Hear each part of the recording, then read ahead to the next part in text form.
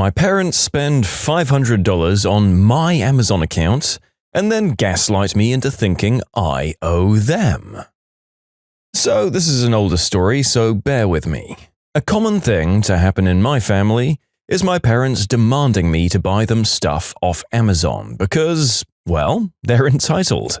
I have Amazon Prime, so I understand using my account. However, they also make me use my debit card to pay for stuff and eventually do pay me back, usually. Still, it's incredibly annoying. It's never been a huge amount of money, but this time around it was a set of chairs worth $500. I rejected the idea, mostly given that I'm still in college and I only made $10 an hour at the time. $500 was about a fourth of the money I had in my bank account at the time. I told my entitled mother this and she went off on me, claiming I don't love her and that I don't trust her to pay me back, and she began to cry. You know, basic parental manipulation tactics. I eventually complied and bought her the chairs, so I'm out $500. She then tells me she'll pay me back in about 3 days when my father gets paid. 3 days later, still no money. To avoid a fight, I just bite my tongue. Then a week passes, and then another week. After about 2 weeks of not being paid, I was incredibly annoyed. I also worked almost every night this summer at a customer service job, so naturally I wanted to relax on my days off. Cue my parents deciding that we need to deep clean the entire house. I was helping, and then I receive an email about an interview for an internship that I've been working hard to accomplish. I was reading the email, and that's when it happened. I hear my mother's voice. "So, are you going to do any work today or just sit on your butt all day?" I was really annoyed and said, "Really? You're going to say that after I brought those chairs for you?" My dad then chimes in, "You ungrateful son of a B-word. I pay for your college."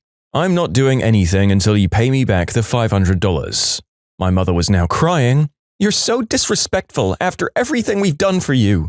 Some fun details, my parents don't actually pay for my college, all the loans are in my name. My father's ego was hurt after bringing up that fact. I threatened to return the chairs, which only caused more fights. Long story short, I literally had to tattle on my father to my grandmother to get my money back, and now they have their chairs. This is a normal thing, and I really see myself going no contact in the future.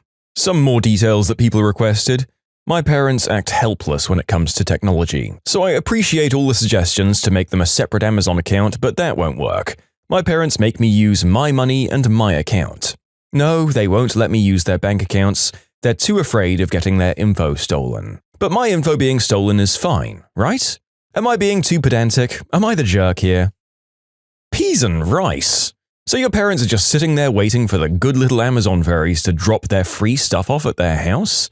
Don't they think that the money spent on Amazon is real money or something? Oh, well, no, it sounds like they know what they're doing.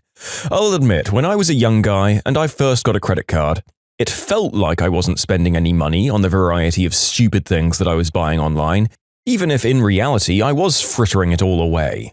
So maybe your parents are about as dumb as the rest of us were in our late teens and early 20s?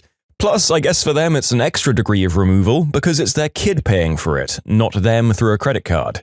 Anyway, they seem like dumb entitled jerks who don't understand how money works, and that's me giving them the benefit of the doubt.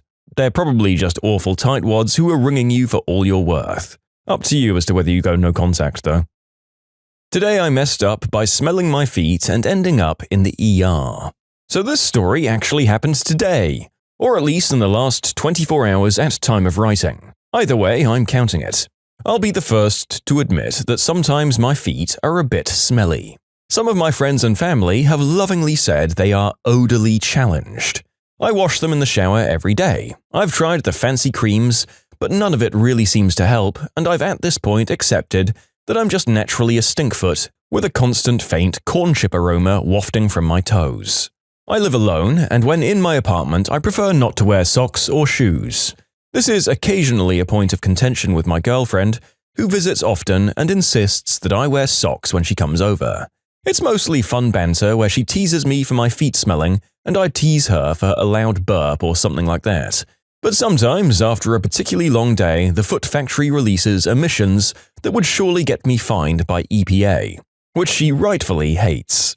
When I mentioned it to my doc during my annual physical, it was the one time that I'd scrubbed them practically raw in anticipation of my visit, and he said they didn't smell, so it was fine. I also tried antifungal creams, and they did nothing, unfortunately.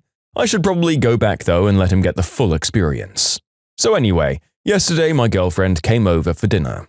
It was a nice day, so we decided to get delivery from one of our favorite restaurants and eat on the balcony. Well, I'm at home and I've already liberated my tootsies from their foot prisons, and I figured it'd be nice to set the table with some flowers for my lady. I was outside setting up when she arrived, and she came outside to greet me. Immediately she smelled my feet and recoiled in disgust. The most dramatic reaction ever. Fake vomiting, fake crying, she was hamming it up as part of our banter.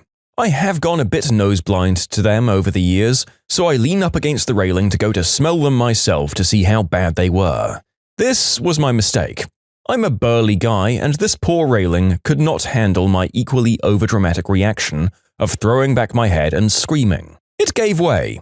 Luckily, I'm only on the second floor, so I only fell maybe 25 feet, but it felt like it lasted a solid minute. It was at least a long enough of a fall for me to reflect on the situation and feel like an idiot for dying from smelling my own feet. I got lucky that I landed just right and did minimal damage. There were also some pine needles to break my fall, but I don't know how helpful they were since I still really hurt all over.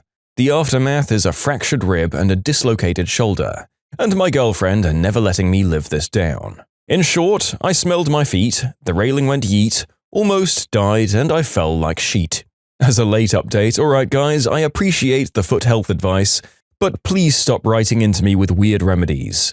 I'm not going to pee on my feet or soak them in tomato bleach medley. I'll just go back to the doctor though once I'm all healed up.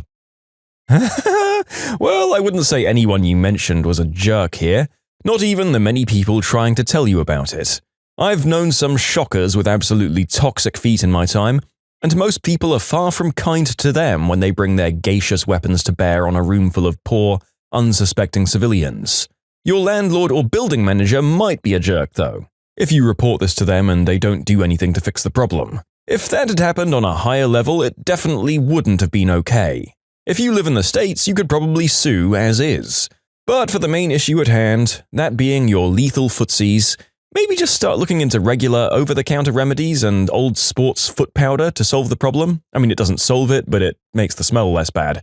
They're a way to reduce the smell without actually curing it, at least, which you say hasn't worked for you so far. Best of luck. If you like Am I the Jerk, you're probably going to love Am I the Genius.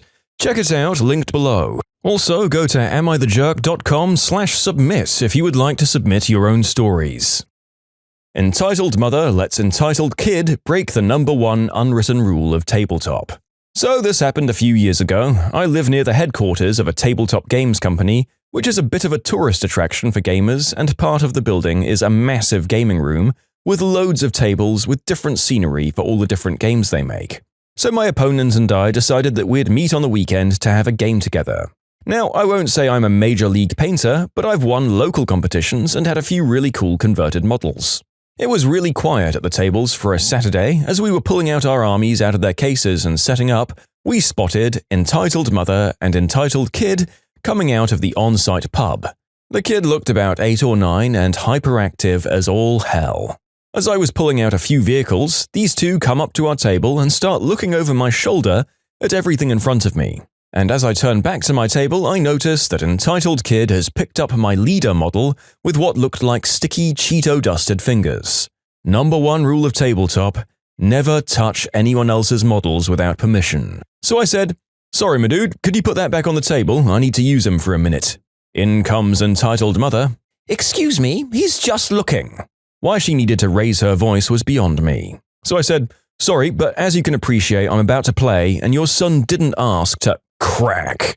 The Entitled Kid had dropped the pewter model, sending the limbs in different directions as it hit the stone floor. "Are you bloody serious?" The kid ignores me and says, "Mum, I want to go to the shop now. I want orcs like this guy." My opponent even comes in. "Dude, you just seriously smashed his boss and you're not even going to say sorry?"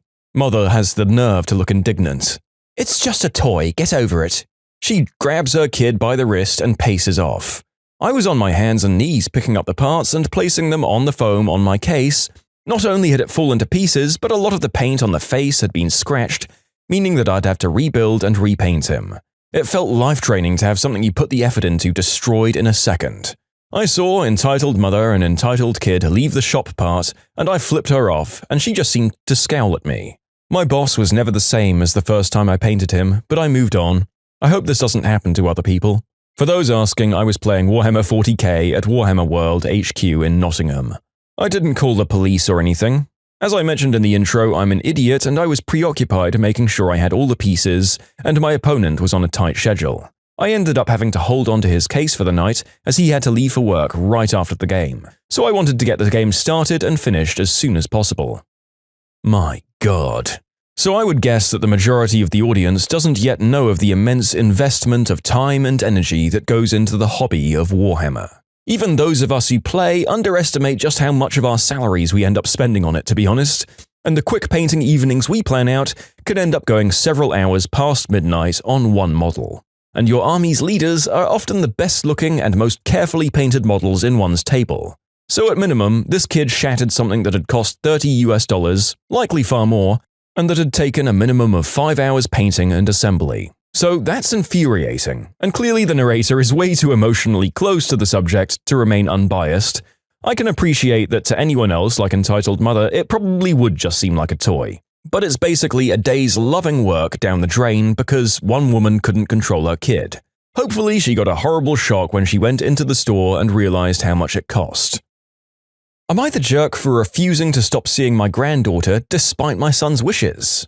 My 40-year-old son is what people call a ladies' man. I had no problem with it until last year when he got a 20-year-old girl pregnant because he said that regular protection doesn't work for him, so they had unprotected fun. When he found out about the baby, he blocked the mum and ghosted her for a month. He came to tell me about it once his baby's mum reached out again, saying that he didn't have to care for the baby but that he had to pay child support. I was shocked and told him he could either step up or not, but that I would have a relationship with the child because it's my only grandkid. He chose not to step up and tried to fight child support, but a month ago he was placed on it.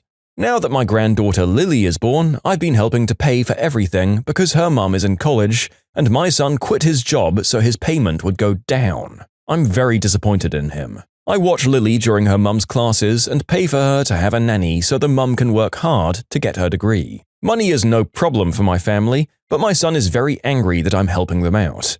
He says that they shouldn't get my money and that if the mum needed help, then she should have aborted it. I told him that I'll continue to help them because my granddaughter is innocent in this and that he was the one who refused to wear protection, so they shouldn't have their life ruined because of that. He said that it's either him or them, and I said that I would always help my granddaughter.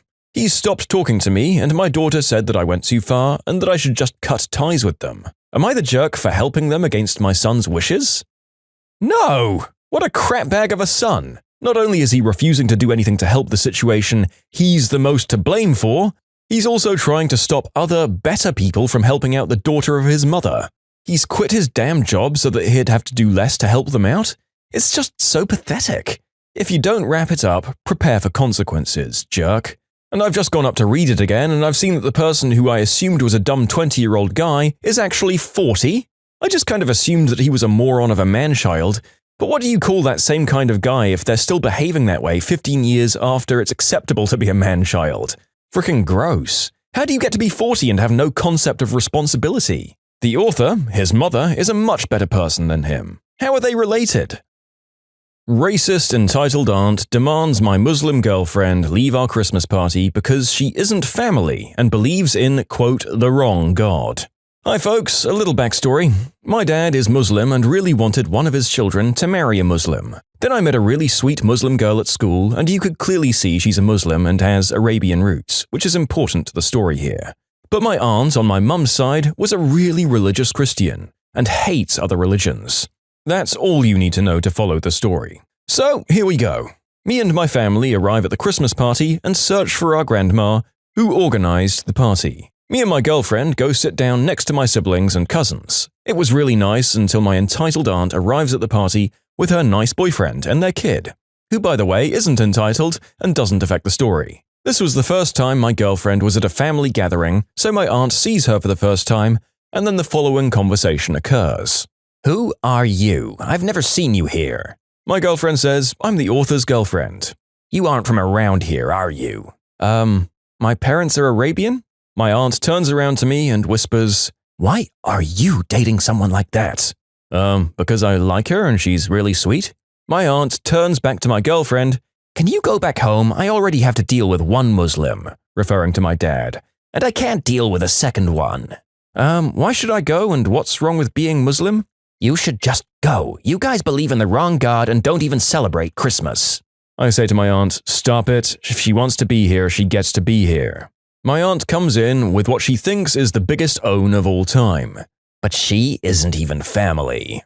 "Yeah, that's true, but you and your new boyfriend aren't married, so why does he get to be here?" Well, we're both Christians, so we are family via our religion." I can't believe she just handed me that one. "Well, okay, we're done talking then, because my dad and my girlfriend are family via my religion." My aunt was visibly changing color as she said, "Just tell her to go. We don't want someone to blow up the house." She actually fricking said this. And my dad, who heard everything and was angry as hell, said, "Alright, that's enough. If you're going to be that racist again, I will personally take care that you'll never be at a gathering ever again." "Oh, so you're threatening me?" "Huh, I should have known. That's the only thing your race is able to do." My dad was about to jump on my aunt, but was stopped by me and her nice boyfriend. I said to her boyfriend, "Maybe it's better if you and Aunt go back home." Yeah, I think that's best for us all." He agreed and left. This happened last Christmas, and my girlfriend is still not fully over it. She doesn't really feel comfortable anymore at family gatherings, but my grandma said if she wanted to come, she just wouldn't invite my aunt. That's it, thanks for listening, and I hope you have a nice day and stay healthy. My God, well, who could blame your girlfriend? And honestly, in yet another of the quirks of genetics and attraction that's happened in this video alone, how has this spawn of Satan posing as a devoted Christian managed to have a nice boyfriend and a kid that isn't awful? Maybe she's the quirk in the family. Grandma seems pretty cool. How's that for you, entitled aunt? You made the older generation seem positively chill and open-minded. So thanks for adjusting some of our ageist biases a bit. Also, the fact that this woman decided to show up at someone else's party and to just try to force someone to leave probably tells you everything you need to know about her. Maybe you should marry your girlfriend and alienate that other monster, and the rest of you will be happier for not having to see her anymore. Maybe issue an invitation to her boyfriend and kid though, they seem cool. Am I the jerk for sitting on a man's hand after he refused to remove it from the empty seat? Okay, pretty sure I was the jerk here, but we'll see. So I, a 30-year-old woman, am 8 months pregnant. I take public transport to work daily. I'm always exhausted because I have to work extra time to be able to afford basic necessities. I take the bus to work every day, and oftentimes it's packed, but I get lucky enough when decent folks volunteer their seats for me. Now, I should mention that I don't use my pregnancy as an excuse to get what I want, but people just offer me their places by themselves, which is kind and sweet. Wednesday, I get on the bus like usual, but this time there's one empty seat. I go to sit, but I find a guy in his business attire sitting there with his hand on the empty seat, sort of like resting it. I say, "Excuse me," and ask him to remove his hand so I could sit, but he tells me the seat was taken. I ask by who, and he says his hand. Not gonna lie, I laughed a little bit, but wasn't feeling well, so I asked him to remove it so I could sit, but he refuses again, and by now people are staring. I tell him I'm tired and I need to sit, and he replies, saying that my pregnancy isn't his problem. I've had enough at this point, my legs were burning and my back was hurting. So I go ahead and sit on his hand. He freaks out and tries to remove it quickly while shouting at me. He then starts arguing about how disrespectful I was to do this inappropriate thing, and in public no less. I argue back, but then he gets off saying that I was being inappropriate and disrespectful. Everyone is staring at me and I just sit there feeling a bit of shame about what happened.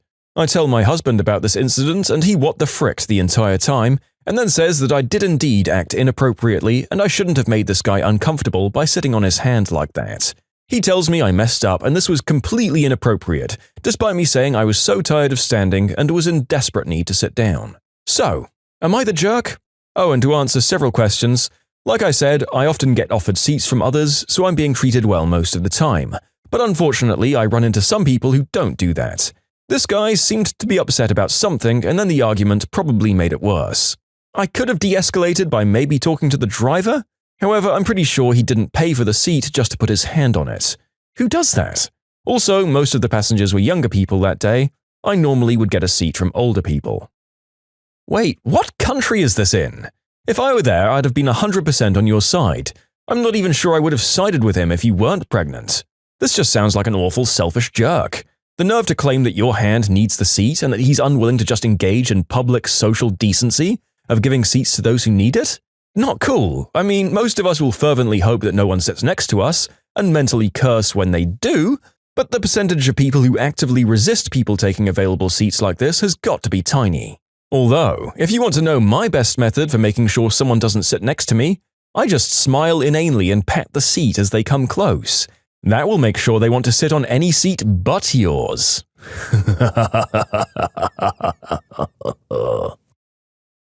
When you subscribe, make sure to hit the bell to turn on notifications. Put the playlist on in the background to finish listening to all the stories.